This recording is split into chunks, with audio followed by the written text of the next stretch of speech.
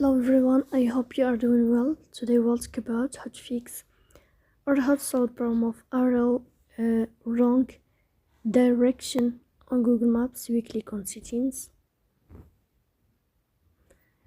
Here you will go to apps, default apps, app settings. When above here you will search about Google Maps and you will click here. In this page you will click on first stop and you will click OK. Here you will enter to storage. Then we click on clear cache. After that you will turn on your airplane mode and you will turn off your airplane mode again to fix that problem.